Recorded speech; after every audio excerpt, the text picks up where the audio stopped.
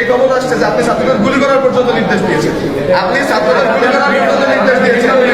আপনারা যেদিনকে আমাদেরকে সাদা গাড়ির মাধ্যমে তুলে যাওয়ার প্ল্যান করছিলেন যে আপনাদের প্রশাসনের সিটিএসপির মাধ্যমে আমাদের তুলে নিয়ে যাবেন, সেদিনকে আমরা বলছি আমরা ভার্সিটির অথরিটি ছাড়া যাবো না। কারণ এই পুলিশ বাহিনী 16 বছর ধরে জনগণের কাছ থেকে গ্রহণযোগ্যতা হারাইছে, এটা আপনি শিওর? আপনারা এখন ভয় পান রাস্তায় নামতে, লজ্জা লাগে আপনাদের যে আপনারা এই ড্রেস পরে রাস্তায় নামতে আপনাদের লজ্জা লাগে। তার চেয়ে বড় কথা হচ্ছে আপনারা ওই দিনকে এস এম কামাল আতিপাতি নেতা এদের সামনে আমাদের সাথে খারাপ ব্যবহার করছে, আপনারা প্রশাসনের কেউ কি প্রতিবাদ করছেন? প্রশাসনের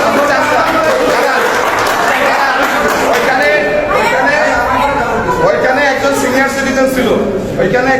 সিটিজেন ছিল, আমাদের অভিভাবক, তাকে রাজাকারের বাচ্চা বলে গালি দেওয়া হয়েছে। আপনি তো ওইখানে প্রতিবাদ করেন নাই।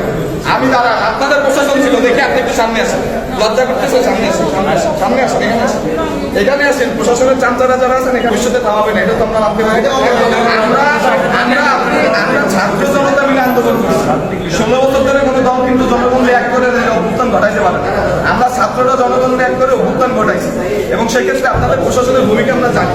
আপনি গুলির অর্ডার দিচ্ছেন, এই শান্তিপ্রিয় খুলনায় আপনি টিয়ার সেল মারাইছেন, আপনি লাঠি মেরে করাইছেন।